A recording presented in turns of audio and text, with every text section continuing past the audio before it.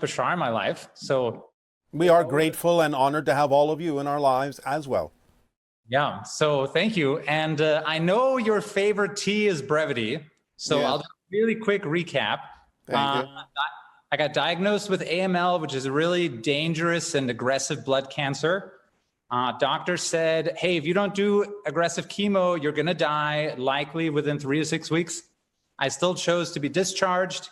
I did a detox, and then we spoke, and you had said, be open to all forms of healing and just Yes. kind of let your life guide you. And I just want to say that was really good advice, which I knew at the time, but it turned out to be really good advice. And yeah, I got through the whole experience in a really kind of flowing, effortless way. Congratulations. Yeah, thank you. And so in December, we did a bone marrow biopsy, and it showed no detectable trace of leukemia at all whatsoever. All right. Testing. So that's awesome. And the real key for me with that was, I think, vitamin C. I think like high dose vitamin C was, I think, super effective. Was your permission slip. Right. And so my permission slip, and I don't know how general that is as well. To some degree it is for many people. Part of the general consensus reality, not for everyone, but for many. Yeah. And you had also discussed with me that these types of experiences often result in like a shift of focus. Yes. For people. And I was trying to think about, for me, because I feel like in a way, I mean, I loved my life before, and I'm going to go back in a very similar way. But at the same time, I think one thing that came out of this experience for me was throughout this whole process, I was making videos to tell my friends how I was doing and just inform people what was happening. Yes. And that's been an amazing experience, and I've loved it. And I didn't realize I liked making videos so much. All right. Well, thank you for teaching yourself more about yourself through that experience. Yeah. No, so thank you. And so I will definitely continue to do that. And I think I'm going to start a YouTube channel. All right. Upload those and like make more videos as I go. All right. Up to you. So thank you. And so I had some questions that kind of relate to this experience. I know you don't do health readings, so it won't be that. But specifically where you say all pain is resistance to the natural self. Yes, in general. So, okay, I'll give you an illustration, if you will. So say in a parallel reality, which I would perceive to be my past, I am best friends with Buddha, okay? Him and I are best friends, and we're walking down the street. We're about to go somewhere to get some food, not like in a lunch sense, but just sit, and then people would feed us, because that's how it worked back then. And he stubs his toe. He's like, Patrick, I stubbed my toe. And I'm like, Buddha, you got to let that stuff go, man. What are you resisting? Would that be good advice? Not necessarily, because as we have also said, and as many people on your planet have said, sometimes there are just circumstances within physical reality that happen because you are in physical reality. Not that you can't gain some insight or lesson from it, but not everything is a 100% dire lesson. Sometimes it's just watch where you're stepping. Right. Okay. Yeah, because I guess the point I'm trying to make is I understand if, say, you have a expectation something is going to happen and then it doesn't, and you resist that process, then there can be a lot of suffering because of that. Because you say, I don't want it to be a different way, and like I don't want that, and I'm resisting, and it's painful. That's more what we are referring to when we say that pain is the result of resistance to the natural self, because you are not buying into, shall we say, or accepting your natural flow of how things unfold in your life, and not understanding that things are happening as they happen to give you opportunities to know more about yourself, to have more insight into your relationship and definitions of that circumstance. Right. Okay. And so that I'm totally on board with. But then does this also then go into, for example, physical pain? So things that so things that I've noticed in my own life, like for example, with this whole cancer adventure that I was on, a lot of people I think experience a lot of pain in these types of processes. I had very little. I mean, almost none, I would say. Yes. And so then that would then also be kind of a reflection of that, right? You didn't necessarily have a high degree of resistance to going through the experience because you were willing to be open to the idea that you would learn something that you needed to learn. And so you used it in a way that was, quote unquote, less resistant, therefore less painful. Yeah. Yeah. So I don't know. I have to say I really loved it. Like that might be All a right. weird thing to say, but I really like it really showed me a lot, and it was a very powerful experience because I felt Yes. like I got to stand in my power, Yes. kind of decide my own path, and it just That's the point. yeah, and it just fully worked out. I mean, like full on worked. So it was great. I loved it. All right. All right. Thank you. And okay, so I have another example for you. So say you're my neighbor.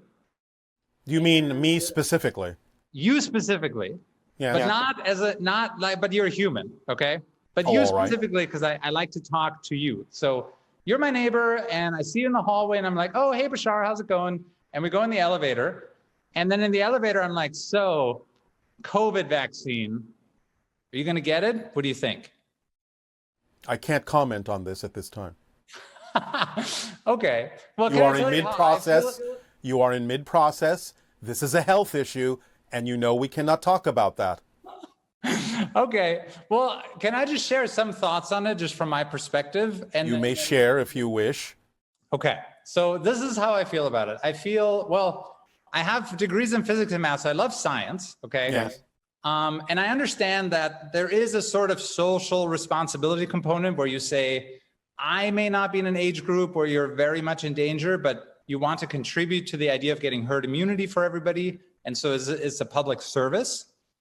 And you could also say that, well, I mean, I am at a little bit of risk of dying and maybe less risk of dying of the vaccine. So there's also a bit of a personal component there. But I also feel somewhat resistance to putting things in my body that I feel like don't have to be there. And I don't know exactly what's in it, what kind of toxins are in it. So yeah, I just feel like I see both sides of it. And I'm probably going to get it because I like to travel internationally and I think it'll be required. But I just wanted to get your take on it. So I have no take on it, as I told you. Everyone must find their own path and be open to deciding for themselves what is the path of least resistance for them based on their own belief systems and what they believe works not only for them but in service to others. It's up to you to determine this. We cannot comment on it. right. Okay. Well, I will just say I certainly have the belief system that if I get it, which I will likely, I will not have any side effects. Most likely. Don't be Resistant to insistent. that idea. Don't be insistent. Exactly. Okay. This is so good. All right. I have another question. My mom and I actually talk about this a fair amount. So you have often talked about we're transitioning, the splitting prism, different parallel Earths, and so forth. Yes. And that not everybody that's here with us right now is going to come with us. Correct. At least the one I'm going to. Correct. And you will not necessarily go to the one that they're going to. Exactly. And so so we talk about this a lot. There are different theories about how this actually physically manifests. So do we just shift to an Earth where there's less people, or are there like major... Not necessarily. It depends. There is a version of Earth with less people. But again, you will shift to the version that is representative of the vibrational state that you have created yourself to be. The idea, again, remember, is that there may be other versions of people there that are in the reality you're in now that are simply different versions. And therefore, it may not necessarily be that they have to be less populated, but they may be populated with the same amount of people, but different people who may look the same because they are another version of the people that you were used to in the previous reality, but they will not be the same people, and they will have different approaches and different attitudes and different perspectives that are more commensurate with that particular reality. So it's not a given that the population has to go down, but of course there are some versions of parallel realities where the population is not as high. So yes, that's possible, but again, you'll find that out as you shift. I bet I will. Yeah, because I feel like there are people that are so away from my vibration or like where I think I'm going to go. Yes. Like, I just like don't see how it's possible even for them to change. But they don't in that sense. That's what I'm saying. Those people that would appear to be the same people who are different are already in that reality. They're not the same people. Right. Just because they look the same doesn't mean they are the same. It doesn't mean the old person changed. It means that you're dealing with a new person who happens to look like the other one. Right. Does that help? Okay. Yeah. Yeah. All right. Yeah. And Yes. yeah, no, I thought I had so many questions, but now I can't think of anything else to ask. So I think that's it for me today. Then that is perfect timing. Thank you for your synchronicity and have a wonderful day. Bashar, thank you so much. I love you. Our unconditional love to you as well. Good day. Bye. You 5 cents on the issue, and happy belated birthday. Obviously, we are a proponent of peaceful collaboration in space. Different cultures and different countries and nations on your planet will have their own recognition and realization at different timings of when it is appropriate for them to begin to admit and to recognize our existence and the existence of other extraterrestrial and extra-dimensional beings that have, to some degree, already been in contact with your planet, or those yet to contact your planet in a more open way. It's all part and parcel of the timing of the recognition and the opening of that recognition in different places on your planet that will eventually come together in a holistic sense so that the entire planet at one point will allow themselves to recognize the existence of extraterrestrial beings and in their own good timing be open to the idea of forming these collaborative interactions. Again, this will accelerate in the window of open contact that we have now said has shifted from 2023 to the idea of about 2033. Hi, Bashar. And to you, good day. How's your day going? Perfect, and you? Perfect as well. I'm having a really nice synchronicity because it's almost year minus a day since I had a with you, and then it just synchronistically happened that I was going to be able to ask you questions. So All right, congratulations on your synchronicity. thank you. So I have a lot of questions about vibration, so hopefully we can get to most of them. We will get to the ones that are important to get to, so you don't have to be hoping. Okay, sounds good. So there was a woman I just recently watched Children of the Future, that transmission, and she mentioned a parallel life where she was a sort of doctor in a future reality. And she was talking about they were using vibration to, I guess, heal organs in the body. Yes, this is a logical extension of where many will be heading in terms of experiencing everything as resonance, everything as frequency, and it will and is extending a little bit more and will continue to do so into your medical technology as well. Right. And so my question was, I know we've also talked about you gave us an exercise where you could impose a vibration onto a ball and then we would find that it would go into a different location when it Yes. was. Yeah. So my question is, is there a difference, I guess, between imposing a vibration and getting a location and imposing a vibration and healing an organ? Or is there a difference, or how would that work? Like, for instance, if we impose a vibration on a liver, why wouldn't it move to a different location like the ball would? Because you are not necessarily imposing a difference in the locational variable. You are taking a reading that gives you a different kind of output. Okay, yeah, that's what I was wondering. And then with using, Although, in a sense, it's the same thing because, again, you are shifting to a slightly different reality where there is a healthy liver. So in a sense, that is a change of location too, just not in the classical sense of moving across a space. okay, that makes sense. And then, so with your ships, because still with like vibration and the location thing, Yes. so I guess if we were to use it, or even just you guys using it to get to certain locations, would Yes. you have to know, or I guess, will we find a pattern with vibration and location so that, for Yes. instance, we don't You have create a grid. You start with your position, whatever position you desire to be the zero position, and you expand a grid out from there that represents the different locational variables, of course. And so would that be like an X, Y, and Z kind of thing? So you can like move up and down, not just. Of course. Okay. Okay, cool. It would not only be an XYZ thing, but a T thing as well. Remember, your experience of time is included in that. Oh yeah, because time is also like a marker for different. Okay, that makes sense. Yes. Because it's not only where you arrive, but when. Right. Oh, that's so cool. And so we'll find that then eventually at some point in our discovery of Eventually. yeah, somewhere in the future. Okay. Oh yeah. So then also I know all these questions have to do with vibration, but You said they were. yeah. So if we were to maybe impose isn't the right word, but if we were to find a way to impose a vibration, kind of like how you've mentioned Egyptians did. I think I might be quoting this wrong, but I think you mentioned at some point there were certain coffin-like objects where they would go into it and then that would astral project, like they would use. We were talking about the coffer in the king's chamber in the Pyramid of Giza.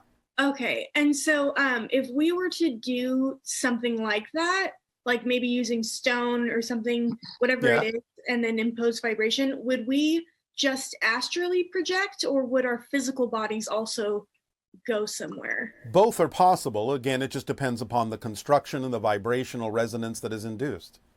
Okay. And how would we get back? Like, would it be safe to do it? Or? Well, there are a number of ways. Again, of course, with astral projection, you are in control of coming back anytime you wish. Right. The idea of the chamber inducing astral projection is just something that helps with the impetus of projecting out. It doesn't mean you have to have the idea of a projector on the other side in the astral realm. Your consciousness is sufficient. The idea of physical teleportation is something that may require, again, depending on a variety of factors, another device at the other end. Right. Okay, so for physical transportation like that, would the device at the other end have to be resonating at the same frequency? Would it be like a sort of, I guess, beacon, but that's not the right word. Yes, in a sense, it is interconnected. It is sort of similar on a macroscopic scale of what your scientists refer to as entanglement. Got you. Okay, moving into some dream questions, if that's okay. Yes. So I've noticed this past week, myself and some friends of mine who I guess, people would consider like in tune or whatever with the collective, or everyone has that ability, but you know what I mean. We've been having a lot of dreams of, for one, this whole week, the dreams have just been objectively dark, like really like playing on themes either of manipulation or things like that. And then we were also having dreams, a few of us having dreams this week in a row of a lot to do with tsunamis. And I know that could just be representative of the emotional state with water and everything, but everyone's been having them in the same location. It's been in between. Some people are having them in Hawaii and some people are having them in California. Yes. So there is a probability of such happening physically, but of course, there is always also the emotional and psychological component of the idea of great shift and things being washed away to make room for new things. So it is on both levels because there is a physiological probability. It may not be high at this particular moment, but there is a physiological probability of such happening in physical reality too. At some point in the future? Yes. Okay, I'll go back to the vibration question. So with the imposing vibrations on bodies and stuff and astral projecting, will it feel like this is gonna be weird, but will it feel like the body's dying? Because like it feels like it can. It depends upon the person's relationship and response to the idea of the vibration.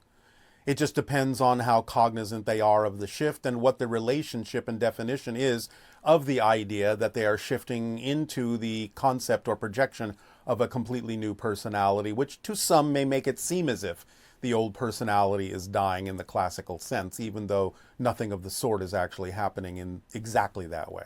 So it just depends on the person. Okay. Thank you. Okay, thank you so much, Bashar. Good day. Good day. A game called Find the Portal, And I was wondering if we humans can also play this game, and what do we need to do to be a better energetic match to being able to play this game? And is any technology used to help play the game? And do the rules change as the children get older? Are there different rules for the younger children, the older children, the teenagers, and so on? Thank you very much. That is all. Good day. The answer to all of that is yes. The idea, of course, again, as following the formula refines your senses to make you more sensitive to certain kinds of energies, thus making it easier for you to find the idea of the nexus of any vortex or portal. But yes, as you change, as you mature, as you develop, and including the hybrid children, the so-called rules of the game will also change because they develop more skills, more abilities, and can expand the idea of what the game is and what it contains. So if you want to call the rules something that changes with the maturation of any particular being because now you can do more, have more abilities, have more skills in the game, then yes, those rules will change. Good day, Bashar. Good day. Shavai. What would you like to discuss? Concerning the frequency of the individuals who are inherently experiencing a negative portion of reality and consciousness. When an individual incarnates in order to be a representation of the so-called negative frequencies or properties of the overall collective experience, what is the best way for them to go about it? For instance, an individual who is to give the collective an experience of addiction or an experience of infatuation to the point of detriment. How is one to go about a life that is inherently negative? The idea, of course, is that anything can be used in a negative or positive way. No matter what an individual does in their state of being, others can use it to their own advantage if they so desire. That being said, all an individual has to do is choose circumstances and attract situations that constantly prevent them from becoming more aware of the fact that they are choosing that reality instead of simply feeling like a victim of it. Thank you. I appreciate that. Another question. What psychedelic resonant with this planet would be closest to the Eshikani frequency?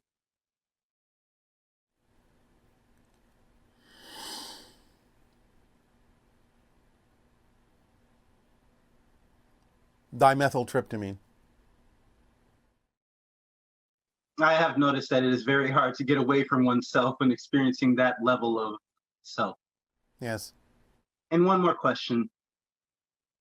I have an intense desire to be a part of the growth experience and the first contact experience of the Eshikani and the human race. Well, you're having contact with us at this point, so obviously you already are a part of it, or we wouldn't be talking. Yes. And in what way could I possibly look into being a vessel for the communication directly from a member of the Eshikani to bring forth an even clearer message in my life of connection and contact? If you're asking that kind of a question, you should already know the answer, which is? Follow my passion and my bliss to the highest degree of my ability with no insistence on the outcome. And finish the formula. To the You've only stated 3 parts of it. Bring me clarity, Bashar. You act on your passion to the best of your ability with no assumption or assistance on the outcome, and you remain in a positive state so that no matter what occurs, no matter what manifests from your actions, you can use it to your advantage and gain the benefit from it. Simultaneously, investigating with honesty your belief systems and letting go of the ones that are out of alignment with who you prefer to be. Yes. I can honestly say there's nothing else to ask. I will get on that immediately. All right. We thank you. Good day. Bye. Aveo. Hi, Bashar. This is Pira from Detroit, and I have a question for you about fracking and the negative effects it has on the Earth currently and in the long run. Thank you. Ha'atu. anything in that sense that is invasive within the structure of the Earth may have long-term detrimental effects. Again, the idea is to find other sources of energy, such as the electromagnetic field of your planet, such as higher dimensional frequencies that can be downgraded, so to speak, or stepped down through transformer type structures into energy that you can use with your technology. So we would always suggest that you aim in the direction of those more natural sources of energy that are without the detrimental effects to the idea of the planet in a non-invasive way. Hi, can you hear me? We can hear you. Hi. Good day. I have so two big topics or questions that I wanted to go over. Yes. The first is the story of Adam, Eve, and Lilith. Yes. I was wondering if maybe you can shed some light on that, and did these people actually exist? Well, in a manner of speaking, yes, although the story, you know, in a sense, has been rendered into something simplified as a tale, as a metaphor. The idea of, in the ancient language of the Anunnaki, that injected their genetics into Homo erectus to create Homo sapien, is that the male version of Homo sapien they created in their language is Adama. The female version is Eva, which you have transliterated into Adam and Eve over time. So the idea is that, of course, there was a first male and a first female, but the idea has been truncated, collapsed, condensed into the metaphorical story that you know in your Bible.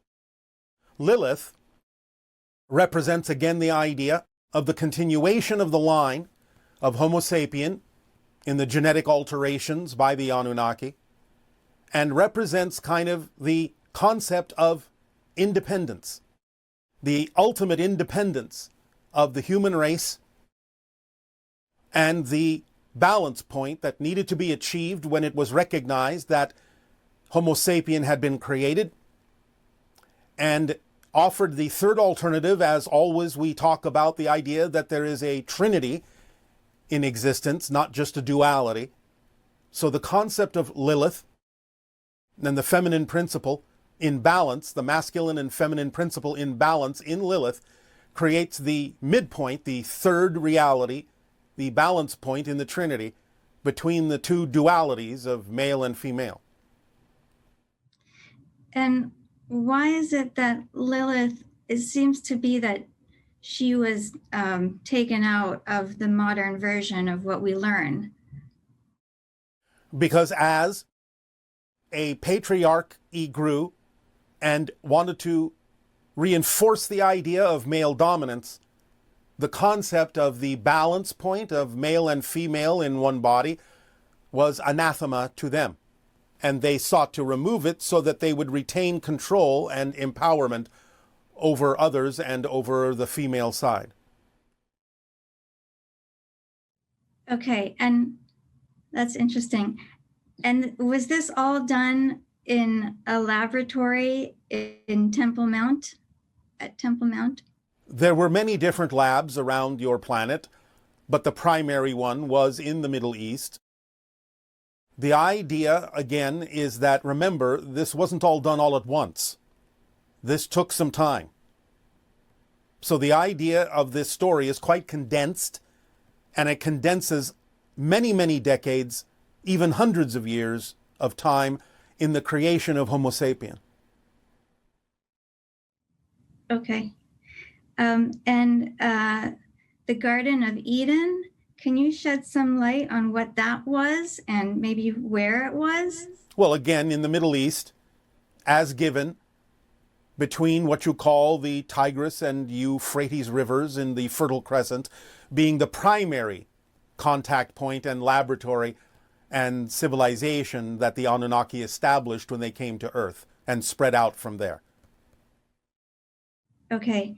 And the serpent that came to Eve, who or what was this? This is simply an indication of the awakening of the genetic markers that would allow the female to be closer to the concept of the original Anunnaki genetic structure. This is why you have the double intertwined serpents on your medical caduceus still today, as an indication of the genetics laboratories and the genetics that were injected into Homo erectus to create Homo sapien, being that in the feminine side there was an alteration that allowed the feminine side to become a little bit more aware of the situation than the masculine side, and a little bit closer in expression to the original Anunnaki genetic strain. That's interesting. It also represents, therefore, the idea of ancient knowledge, that in a sense, because of the genetic alterations in the feminine form, there was more capability of accessing the knowledge of the Anunnaki. That's fascinating. And in the Bible, in the Hebrew Bible, the Anunnaki, is that translated into Elohim? For the most part, yes. Although the Elohim can also be other beings that were encountered from time to time. But in general, it's a reference to the ancient Anus, yes. Okay, wonderful. Thank you, Bashar. Yes. And on another topic, so I seems to be obsessed with this story. I think it's the most exciting story, spectacular story, the story of Exodus. Yes, yes. Did the Jews know that were they aware that it was aliens that were taking them out of Egypt? Or not as such. They didn't really comprehend the concept of aliens in the same way that you do today.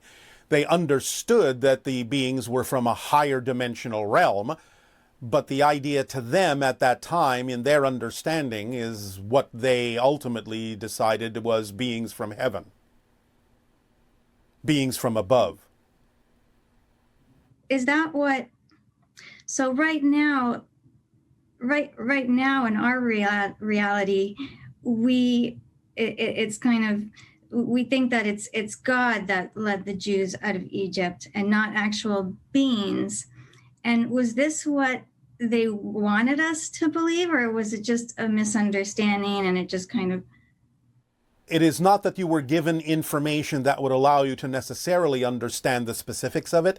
So it is something that simply grew in human understanding over time based on the lack of information you had about exactly what these beings were, because they did not deem that humans were ready to understand the full implications of beings from other civilizations among the stars. And do you think we are now? Well, you obviously understand that there can be civilizations among the stars. You're talking to one right now. I am. Many people on your planet are willing to accept the possibility, at least, that there can be other civilizations on planets around other stars. This is not something that is necessarily that strange to your civilization anymore. You talk about it quite a bit in your scientific and astronomical communities. True. Yes. And more. Yes.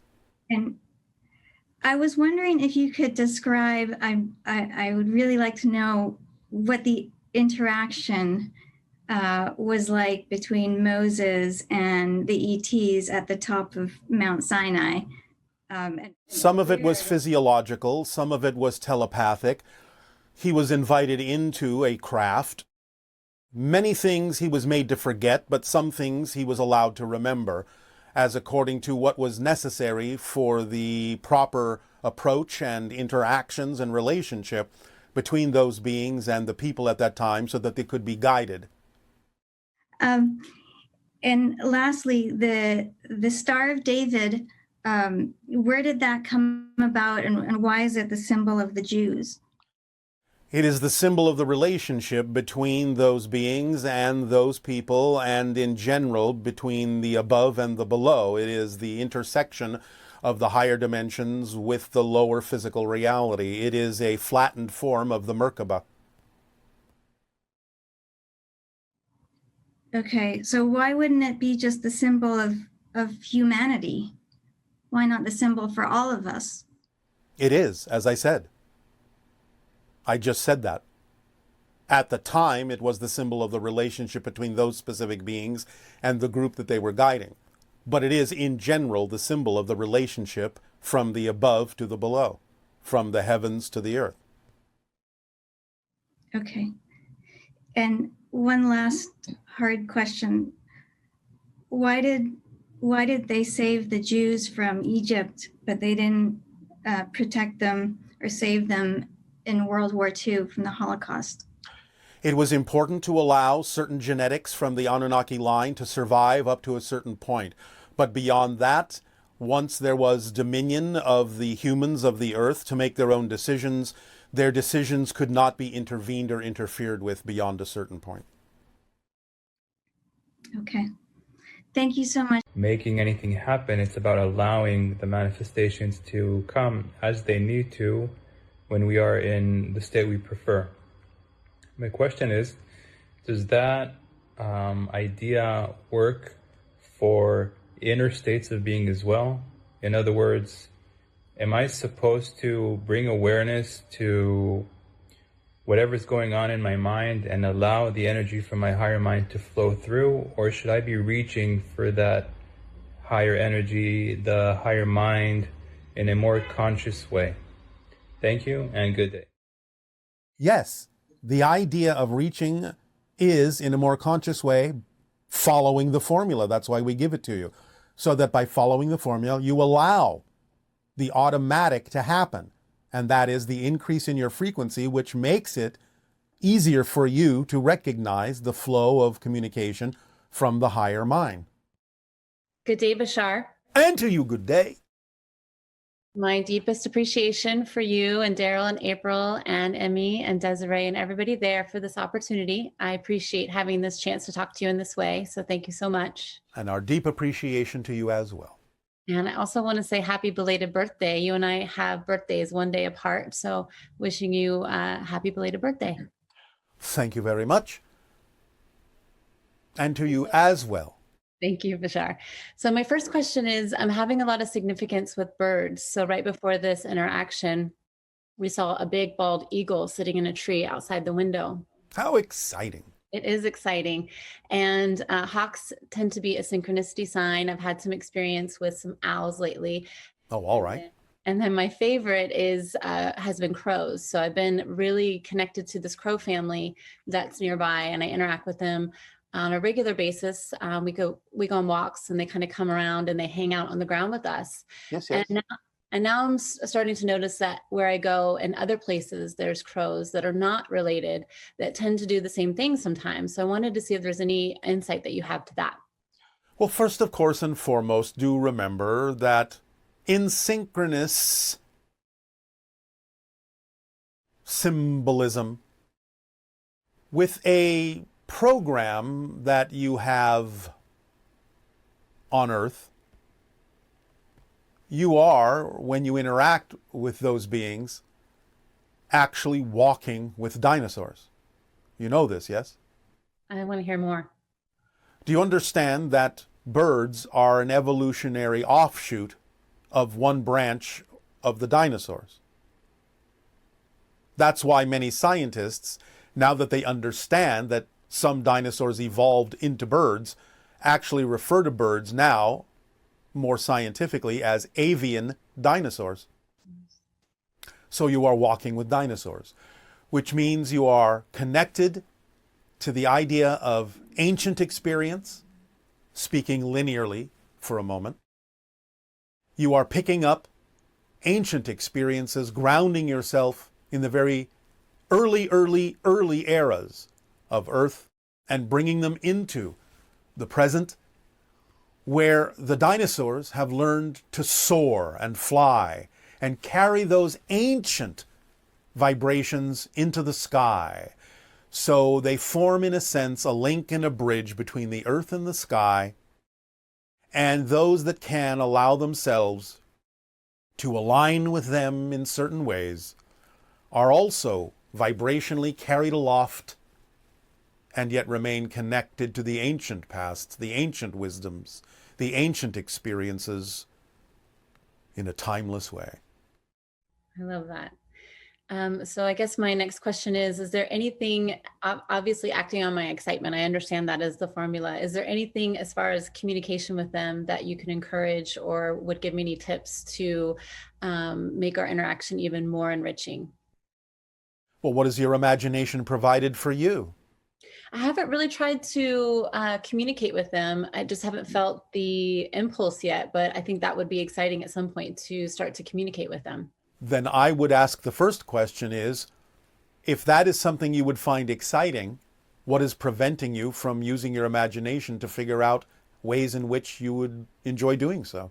Yeah, that's, I haven't thought of that, but I think it's just doing it. It's just silly just to, just do it. You're kind of putting an imaginary block there that doesn't need to exist. Sure.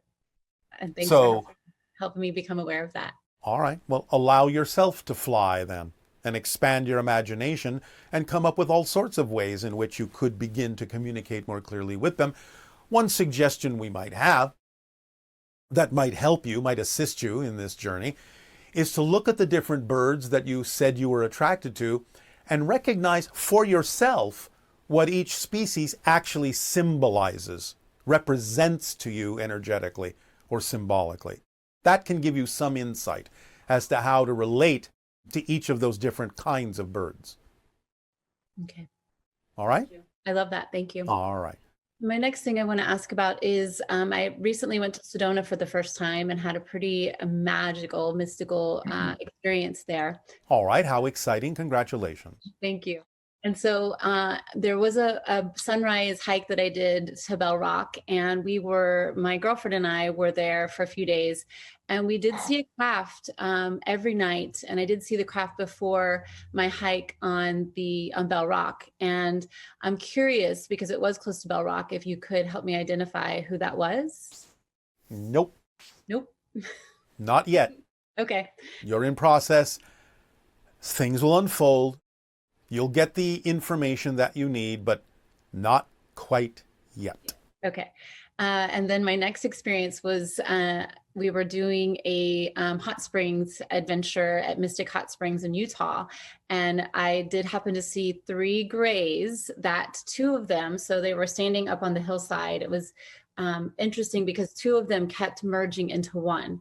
Yeah. And it was a quick experience. And then later that evening, we went to sleep early, and it felt like I was dreaming all night long. And I know you've explained that it happens right as you're waking up, that it's being translated into our consciousness, but it felt like it was a long experience. And yes. Well, the real experience did happen over a span of time. I'm just simply saying that what you wake up with as you remember as a dream is simply symbols that are created just before you wake up. Okay. And so in that dream, there was the experience that we were on a craft with these 3 grays, the 2 of them kept merging into one. We'll stop there for one moment. Okay.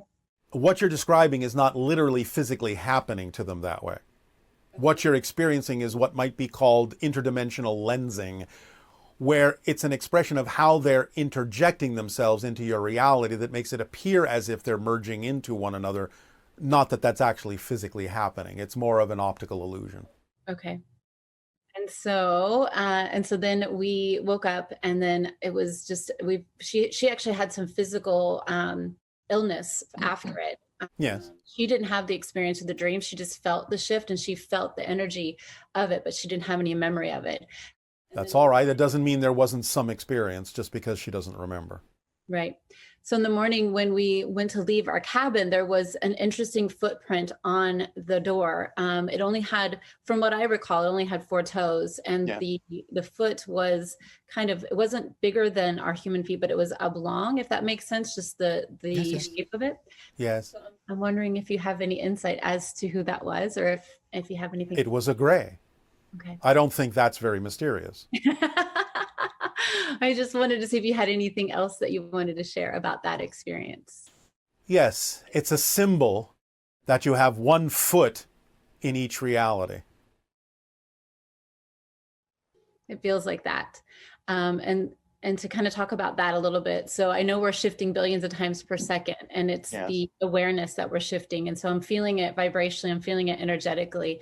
I'm seeing some signs, I'm seeing things physically that are also giving me that awareness. Do you have any tips as to what we can look for to be able to differentiate or have a distinguishment about the shifting, to notice that we really are shifting? Again, if you need to notice, you will, but the formula we give you doesn't leave out the capacity to recognize those shifts in a different way more clearly.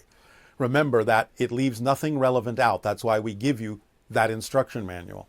And if you simply follow your passion and the rest of the implementation of the formula, you will raise your frequency. And as you raise your frequency, you'll make yourself a more receptive antenna for higher frequency information and awareness. So it's all included. Just keep going. Act on your passion as often as you can. Do it with no insistence on the outcome. Remain in a positive state.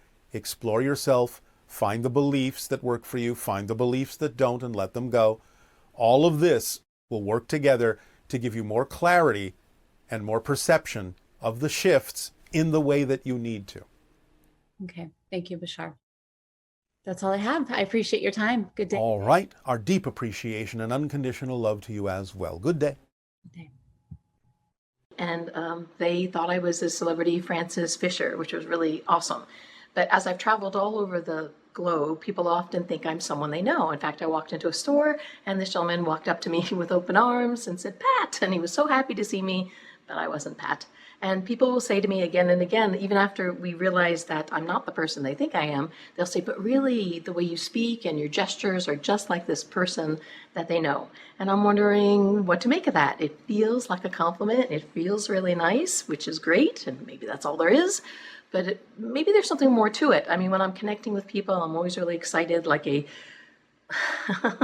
like a Labrador puppy, to meet people. And it feels like such a good connection, like I'm allowing all that is and source to flow through me and focus on, the best in people and reflect back the best of myself, and all that feels awesome. I'm just wondering if there's something more to it or something that I could use about this thing where people think they know me. Thank you. Well, again, the idea is that your excitement and desire to be of service in that way makes you a little bit of a chameleon.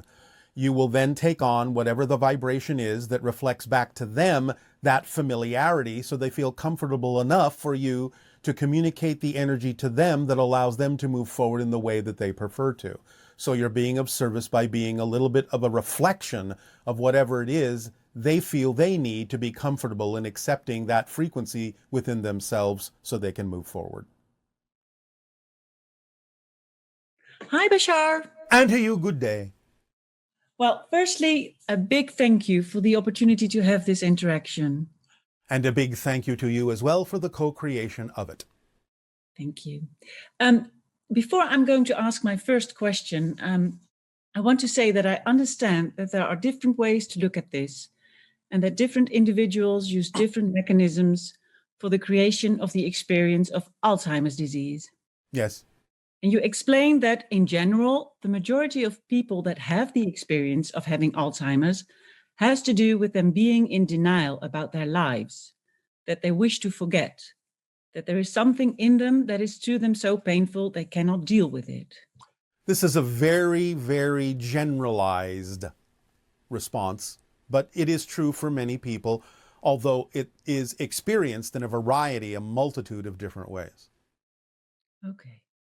Because I was wondering, we call this process also dementia.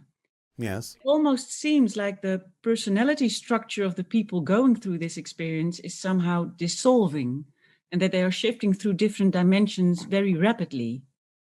Yes, all sorts of mental disorders that in some way, shape, or form reflect or represent an alteration of personality, be it the idea you call of dementia or Alzheimer's, or even dissociative personality disorder or schizophrenia. These things have one thing in common, in general, at their core. It is in some way, shape, or form an inability, due to either belief systems or what have you, to not allow different aspects of the personality to harmonize and blend in a coherent way for the reality that they chose to be in. Does that make sense? Yeah, that makes sense. Thank you. And I was also wondering, but what's happening on a soul level? How is the soul experiencing this process? Well, again, it depends upon the reason why a soul may have agreed to have these kinds of experiences, or for the purposes that the soul needs those experiences, or simply in the way that the soul chooses to use them. So it will vary from soul to soul. But overall, the idea is one of seeking integration by creating dissociation, what appears to be disconnection, and then going through the process to arrive at a realization that disconnection is not real, but only an illusion. And that the paradox is, in order to actually have an experience of disconnection, you actually have to be connected. You have to be integrated to have an experience in some sense of disintegration. Yes, I understand.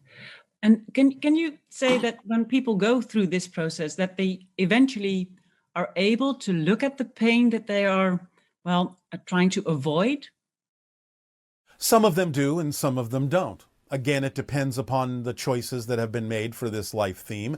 Many of them give themselves the probability to arrive at that conclusion, but some of them choose not to, and they make their assessments in spirit after the life. Okay. And I don't know, maybe in general, does the pain has to do with, a lack of self-worth? It can. In general, again, a very generalized answer, everyone will have a specific way of experiencing this if they choose to. All pain is the result, fundamentally, of resistance to the natural self. Yeah, I understand. Does that help? Yes, thank you. Yes. I also have a couple of questions concerning the Anunnaki. Yes. You mentioned that the Anunnaki were the first to genetically alter the DNA of the natural evolved Homo erectus here on Earth. Yes, because at that point, the Homo erectus was available and compatible enough through panspermia millions of years before that for them to make the alteration and find enough similarity in their genetics to do so. I understand. And I was wondering, after the Homo sapiens came into existence, have there been other alterations in our DNA due to other extraterrestrial races? Yes, especially the Greys. Especially the Although they're not really an extraterrestrial race in the classic sense. No, I understand. But for instance, the Pleiadians or any race we know of, do they made some alterations in our DNA also? Well, not exactly in the same context. Some have been, by agreement, an energy shift that creates an alteration in your DNA by having you be given a frequency that then you choose to align with to create the alteration. But it's not a physiological manipulation in the typical sense. Okay, I understand. And you also mentioned that the Anunnaki evolved, but did they evolve into a non-physical? A few of them have, but basically what you know as the Pleiadians is one of the evolutionary offshoots. Okay. So are the Anunnaki genetically linked to other extraterrestrial races that we know of? Yeah, you just explained it. Well, I said Pleiadian, yes. Okay. And others that you may not know of. Okay. Okay. And also concerning what we now talked about, I was wondering if I'm correct in my understanding that the Greys and the human beings have the same Anunnaki ancestors, but that the genetic alteration... Well, not exactly the same, because the Greys come from an alternate version of reality. So they had their own history of interaction with the Anunnaki, but they're not the same Anunnaki because those Anunnaki belong in an alternate parallel universe. Okay. Okay. Because I was wondering, I read somewhere that as a result, the people who eventually evolved into the Greys had a different expression of these genetic alterations than the human beings in this timeline. But that makes sense. Yeah. Although the idea is that the humans of that version of Earth didn't, quote unquote, evolve into the Greys. They mutated themselves on purpose to be able to handle the environment that existed when they destroyed their version of Earth. Okay. Okay. Oh, I thought, it's a mutation. I thought it's a mutation. Okay. Okay. Thank you for this. Yes. It is the reason why some of their DNA can be compatible with the DNA of humans on your version of Earth and other versions of Earth, is because they actually started out as human. Yes. Otherwise, it would be too incompatible to create hybrids. Hybrids, yes, exactly. Thank you for this. Yes. That was what I wanted to ask you today. So thank you. All right. Well, thank you. Pleasant dreams to you. Thank you. The idea of the distortion of the space-time field, the space-time fabric, the consciousness field itself. The idea of how it looks in template form is as, in a two-dimensional description, just for the sake of convenience, like two overlapping Fibonacci spirals going in opposite directions, radiating from a central point. Hi. And to you, good day. Such a pleasure to see you again. It is always a pleasure to interact with you as well. I have a few short questions and then something to discuss with you. Yeah. So I'll start with the short questions. All right. There has been like 2 books written a long time ago around soul schools by Michael Newton, how we are always in a soul pod and we're actually in school learning to grow. In many different ways, yes. In many different ways, yes. Yes. And does this happen with more advanced or civilizations that are already aware of the different... There is always more to learn. There is always room for growth. It never ends. That's great. There is kind of, like for you, like you say, you don't sleep, you don't eat. So yes. Is there still this kind of sleep state that we go into, and then this awake state, although they can be the opposite at a soul level? Yes. That you experience, or it's more of just an understanding that... For more, it's a constant experience of walking through different dimensions of space and time and spirit, constantly in a dream, constantly awake. But again, we also have what you might call mentors, teachers, higher dimensional beings that are also helping us to experience more things beyond the point to which we have already evolved. Again, it never ends. They have their mentors. They have their mentors. Sure. So compared and even the idea of all that is can still experience different versions of all that is. It never ends. It can just become perhaps a little more conscious. That is exactly what happens.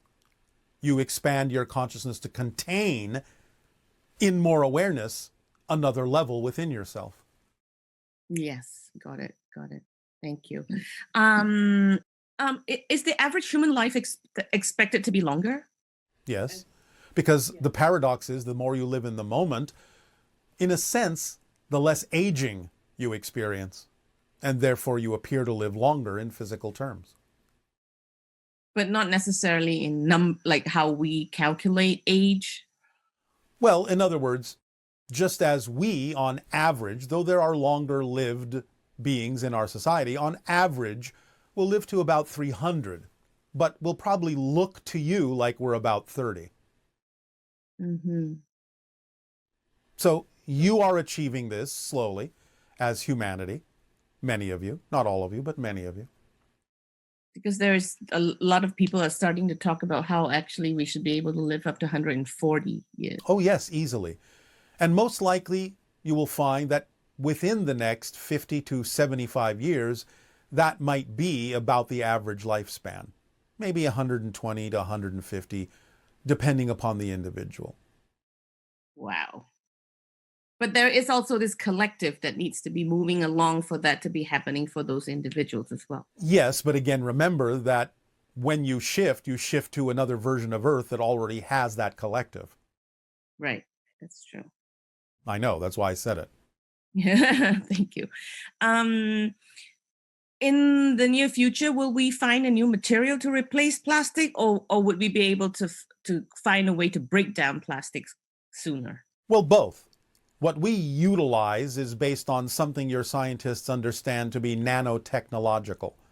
And it is a kind of crystalline metallic form that has plastic qualities that can change and shift its shape as it needs to and provide many different kinds of effects and have many different kinds of uses. Our ships, in a sense, are grown, and they have this ability to shift their shape and even within the cabin to provide what we need when we need it, and when we don't need it, it simply absorbs back into the walls or the floors or the ceilings. And it's all made out of the same seamless material.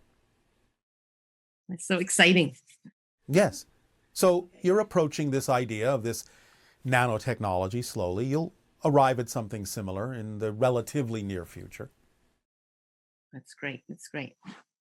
I don't know whether people have asked this, but as we're approaching open contact, and Yes. I'm just, like putting everything you've spoken about, how in there is no in the whole in all that is, there is positive and negative and all that. So there must be positive and negative extraterrestrials as well.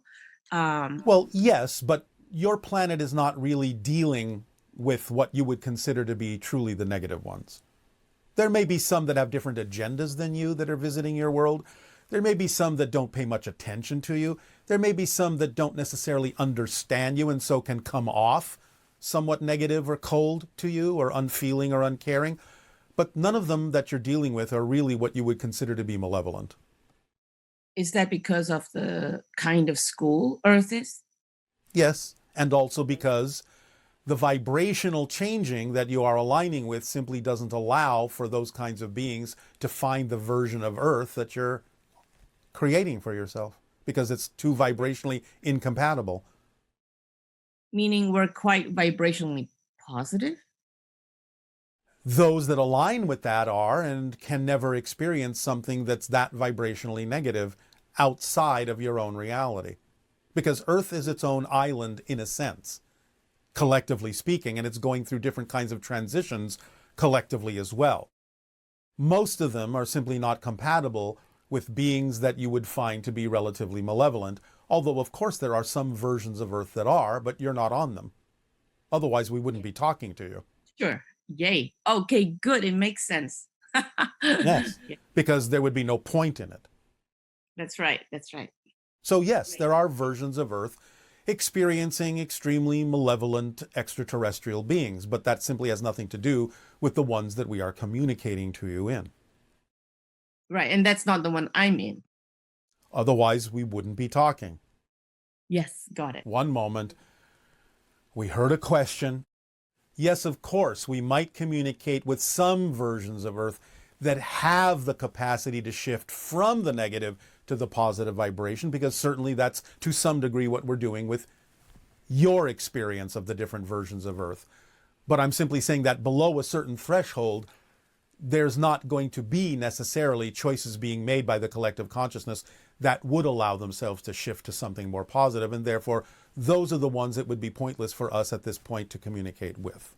So yes, we might communicate with some that have the potential to change, but not with the ones that have chosen no potential to change in that direction.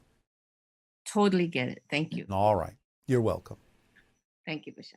Good day. Good day.